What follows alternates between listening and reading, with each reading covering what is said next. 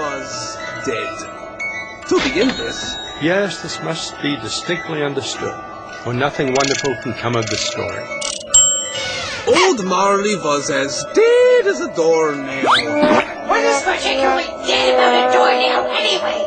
I might have been inclined, myself, to regard the coffin nail as the deadest piece of ironmongery in the trade. Ah, you have a point there. But the wisdom of our ancestors is in the simile.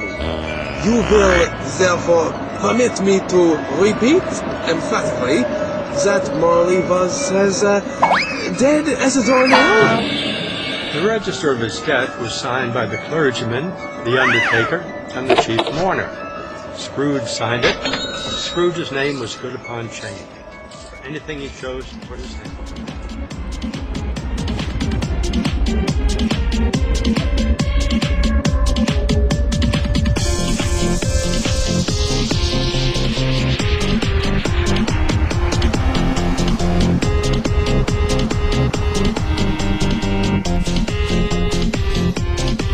It was the best of times, it was the worst of times. It was the age of wisdom, it was the age of foolishness.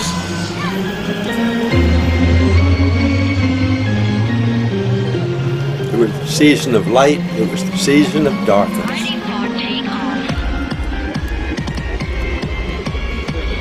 It was the spring of hope, it was the winter of despair. We had everything before us, we had nothing before us.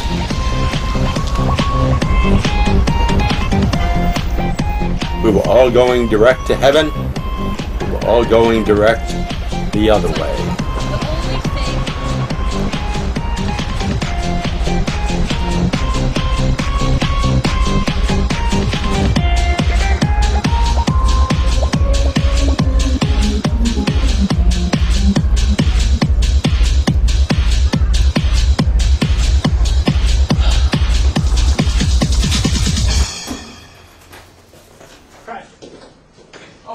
Sir, it's a good thing you're here. Your 12 o'clock canceled, and somebody's waiting for you down at your office right now. Who is it? I don't know. They just showed up. Why are you at your desk? Why are you here? Waiting for you. I wanted to tell you as soon as you got here.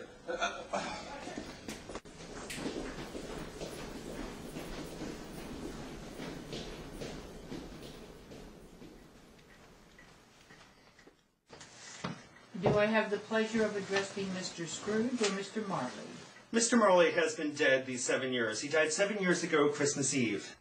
Well, I have no doubt that his liberality is well represented by his surviving partner. Anyway, I am Sister Anna Regina of Our Lady of Hope. And what brings you here today, sister?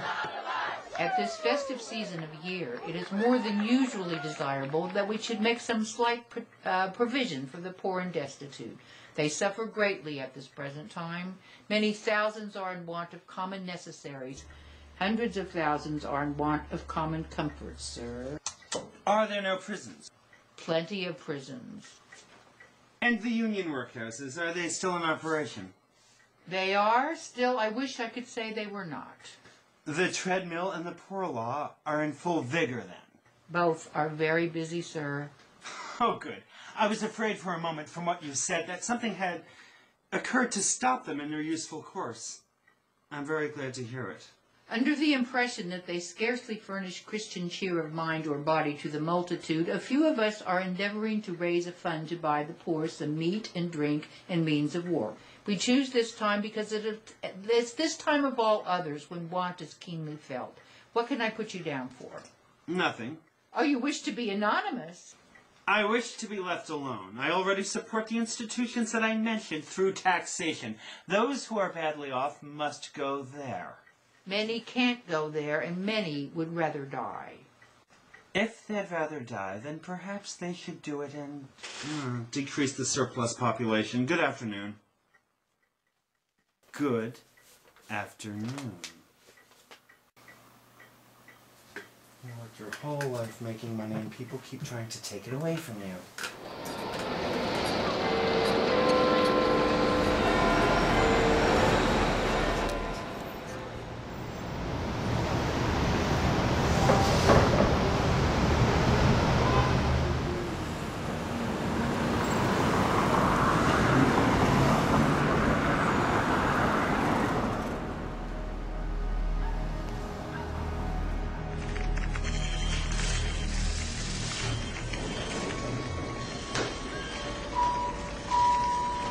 Daphne. Merry Christmas, Uncle. God save you. Humbug. Christmas bug, Uncle. Surely you don't mean such a thing. I do. Besides, are you here on business, or are you just here to waste my time like usual? Just here to be with you, Uncle. Nothing more. And what right have you to be merry? You're poor enough. What reason have you to be dismal? You're rich enough. How can I be merry when I live in a world of fools such as this? If I had my way, every idiot who went about with the words Merry Christmas on his lips would be boiled in his own pudding and buried with a stake of holly through his heart. Uncle, surely you can't mean such a thing. I do. Uncle, I'm sorry to find you so resolute. We have never had a quarrel to which I have been a party. Daphne, Yes. let's make a deal. You keep Christmas in your way, and let me keep it in mine. Keep it, but you don't keep it. Then let me leave it alone then. Much good it has done you, much good it has ever done you. There are good in many things that I have done me good, by which I have not profited. Christmas among the rest, but I have always thought of Christmas as a time of forgiving, a charitable and pleasant time, the only time I know when men and women open their shut-up hearts, and even though it hasn't put a scrap of gold or silver in my pocket, I believe it has done me good and will do me good, and I say God bless it. You're quite a powerful speaker. It's a wonder you never ran for office. Don't be angry, Uncle. Come, dine with us tomorrow. Dine with you. I'd sooner dine with the devil. It would mean great joy to me, Sebastian, if you would join us. Sebastian, Yes. the struggling artist as penniless as yourself. Why did you get married? Because I fell in love. Because you fell in love. Yes, I did. That is the only thing more ridiculous than Merry Christmas. Good afternoon. Uncle, I want nothing from you. I ask nothing of you. But why can't we be friends?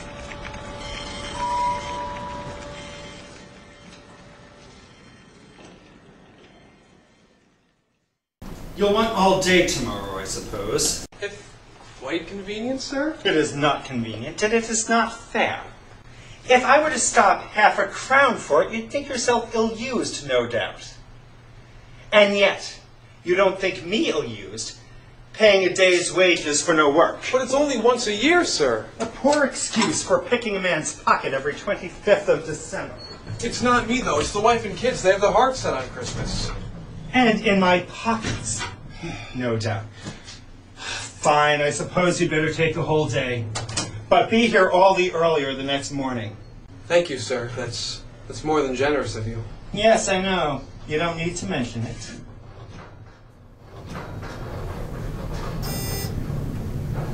Merry Christmas, sir. You're a clerk, making $7.50 an hour with a wife and children. Talking about a Merry Christmas. Bellevue awaits.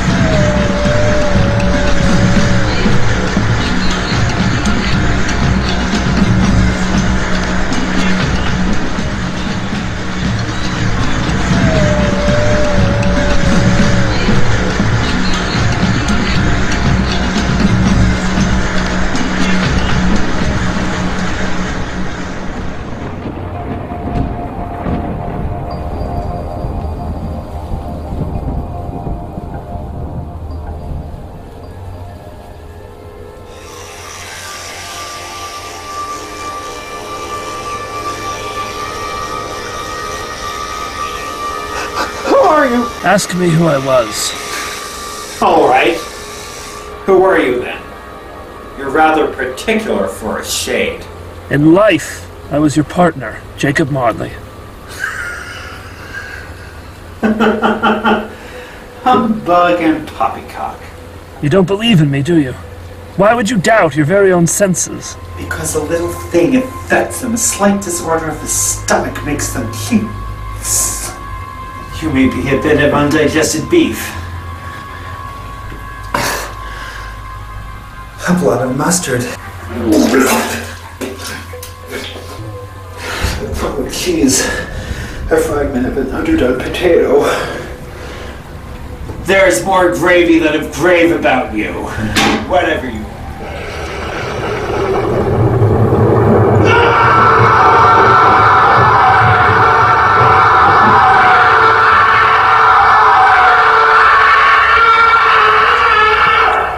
So, now, man of the worldly mind, do you believe in me or not? I do. I must. But why do you spirits walk the earth? It is required of every man that the spirit within him should walk abroad amongst his fellow men and travel far and wide. My spirit never walked beyond our counting house. Mark me! In life, my spirit never roved beyond the narrow limits of our money-changing hole. So now in death I am doomed to wander. No rest, no peace. Incessant torture of remorse. But you were always a good man of business. Business. Mankind was my business. The common welfare was my business. Charity, mercy, forbearance, and benevolence were all my business. The dealings of my trade were but a drop of water in the comprehensive ocean of my business. You are chained. Tell me why. I wear the chain I forged in life. I made it, link by link and yard by yard. I girded it on of my own free will, and of my own free will I wore it. Would you know the weight of the strong coil you bear yourself? It was heavy and burdensome as mine 7 Christmas Eves ago. It is a ponderous chain now. Speak comfort to me, Jake. I have none to give. How it is that I appear before you in a shape that you can see I may not tell. I have sat invisible beside you many and many a day. That is no light part of my penance. I am here tonight to warn you that you have yet a chance and hope of escaping my fate. You were always a good friend to me, Jacob. You will be haunted tonight by 3 spirits. Is that the hope and chance you were speaking of? Because if so, I think I would rather not. Without their visits, Eben, you cannot hope to shun the path I tread. Look to see me no more, and look that for your own sake you remember what has passed between us.